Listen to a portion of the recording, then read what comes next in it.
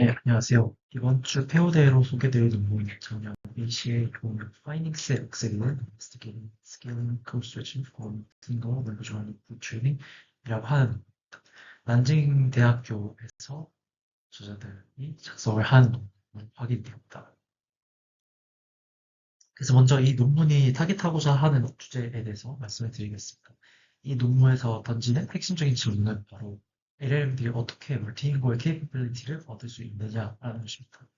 실제로 이제 LLM들이 학습을 할 때 사용하는 멀티링구얼 데이터를 보게 되면 멀티링구얼 데이터라고는 하지만 대부분의 데이터가 영어로 구성이 되어 상당히 바이어스가 많이 존재를 하는 데이터를 활용을 하게 되는데요. 그래서 실질적으로 여러 가지 언어를 이 LLM이 구사를 할 수 있다고는 하지만 그 해당 각각의 언어에 대해서 LLM들이 실제로 보게 되는 데이터는 영어에 비하면 턱없이 적어지거든요. 그렇다라고 하면은 그 각각의 언어들에 대해서 영어에 비해서 비록 약 다소 떨어지는 감은 있지만 그러한 다국어들에 대해서 좀 영어랑 어느 정도 그래도 비슷한 능력을 보이는 그런 것이 어떻게 가능하게 되느냐라는 거에 대해서 질문을 던지는데 이 논문에서 핵심적인 하이퍼시스로 가져가게 되는 것은 그러한 트레이닝 데이터에 존재하는 코드 믹싱의 존재가 이러한 멀티lingual capability를 갖게 해주는 것에 있어서 핵심적인 역할을 한다라고 가정을 합니다. 그래서 첫 번째로 그렇다면 실제로 어떤 트레이닝 데이터에 코드 믹싱이 얼마나 존재를 하느냐에 대해서 이 논문에서 먼저 관측을 하면서 시작을 합니다. 그래서 파인드 에듀랑 중국어 버전의 파인드 에듀 이 두 가지 데이터 세트에 대해서 이제 코드 믹싱이 어떤 식으로 존재를 하게 되는가 하면서 먼저 관측을 하게 됩니다. 근데 이 코드 믹싱의 종류를 이렇게 문장 단위의 코드 믹싱, 그리고 토큰 단위의 코드 믹싱으로 나누고 또 거기에서 어노테이션 그리고 그 replace라는 종류의 코드 믹싱으로 코드 믹싱 세부적으로 코드 믹싱의 타입을 정의를 하게 됩니다. 그랬을 때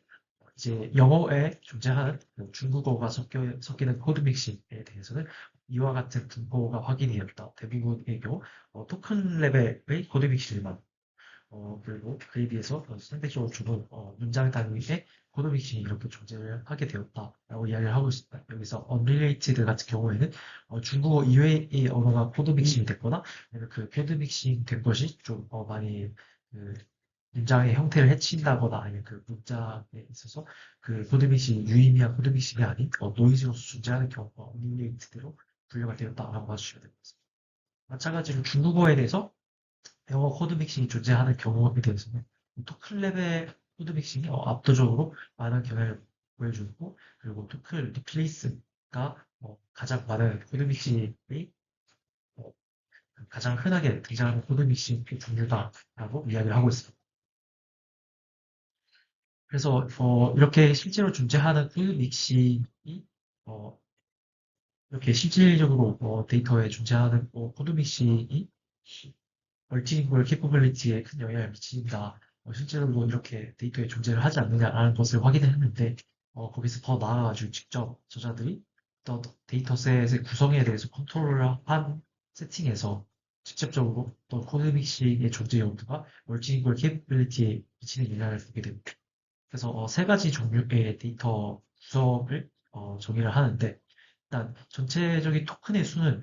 이제 총 60빌리언에 600밀리언 토큰 수로 전부 세 세팅 다 토큰 수 자체는 동일한데 오리지널 세팅 같은 경우에는 그냥 앞서서 보여드린 것과 같이 자연스럽게 데이터에 존재하는 코드 믹싱을 그대로 내버려 둬가지고 영어 도큐먼트가 이제 60빌리언 토큰이고 거기에 중간중간 섞인 중국어 믹싱이 600밀리언 토큰이 또 100대 1의 비율로 구성이 된 데이터를 사용을 했다라고 보시면 되고요. 이 CS3 같은 경우가 코드 믹싱을 보통 제거를 했을 때 어떠한 영향이 나타나냐를 보기 위해서 토큰 수 자체는 그대로 유지되도록 이 600밀리언 토큰이 사라질 만큼 따로 빼놓았던 도큐먼트를 채워가지고 토큰 카운트를 맞춰놓고 대신에 이제 중도 토큰이 스피드처럼 변경하지 않도록 한 세팅이 CS3라고 할 수 있다. 컨트롤된 세팅은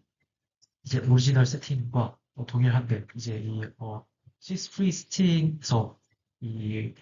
따로 빼놓았던 도큐멘트를 추가하는 것이 어떠한 영향을 어떠한 그 바이어스를 소개할 수도 있으니까 이 따로 빼놓은 도큐멘트가 바이어스를 소개하는 것이 아니라 진짜로 코드 믹싱 자체가 영향을 미친 것이다 것을 주장을 하기 위해서 그 오리지널의 일부 영어 도큐먼트들에 대해서 이 따로 빼놓았던 도큐먼트 교체를 한 세팅이라고 하죠. 그래서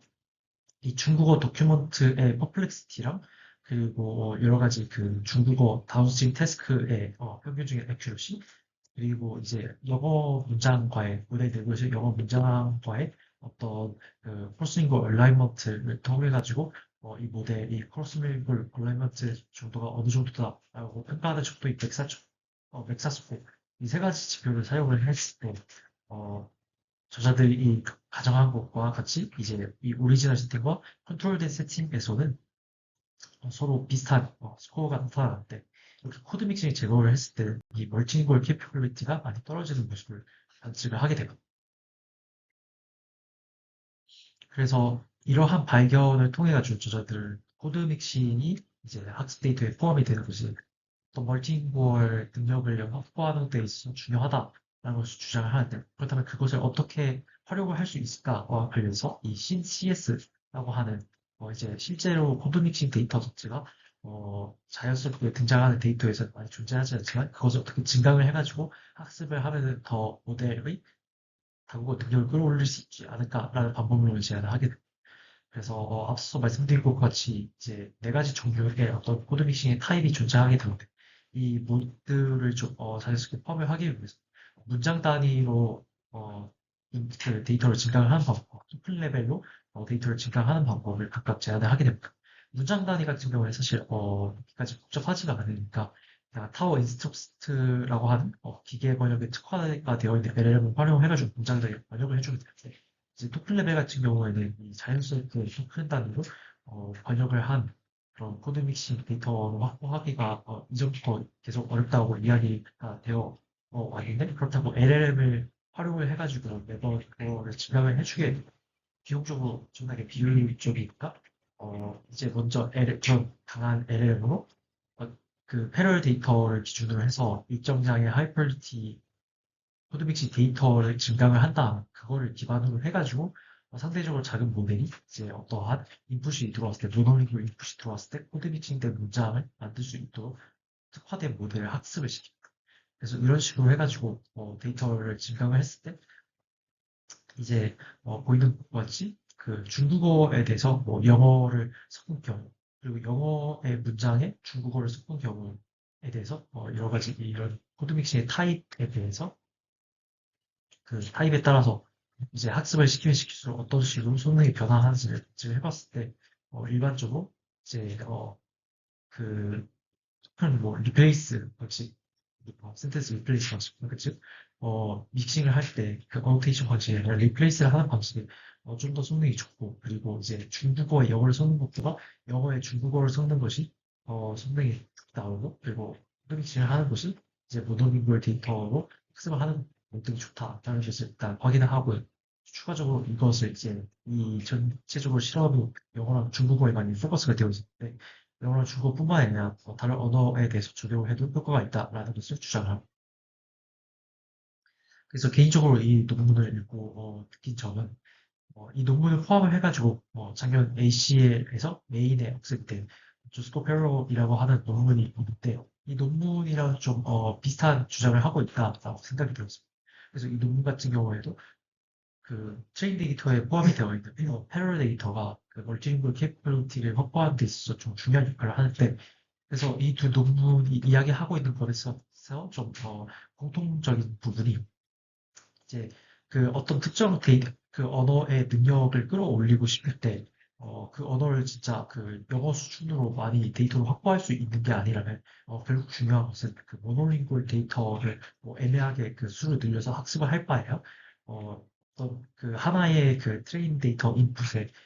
이제 여러 그 언어가 같이 등장하거나 아니면 이 논문에서 이야기를 하는 것처럼, 믹스되어서 등장을 하는 것과 같이 하나의 인풋에 여러 언어가 등장할 수 있는 데이터로 확보를 하는 것이 핵심적인 과제가 될 것 같다. 이것이 멀티링구얼 캐퍼빌리티에 있어서 가장 중요한 점이 될 것 같다라는 점을 좀 느꼈습니다. 그래서 이번 주에 공유드린 내용이 여기까지입니다.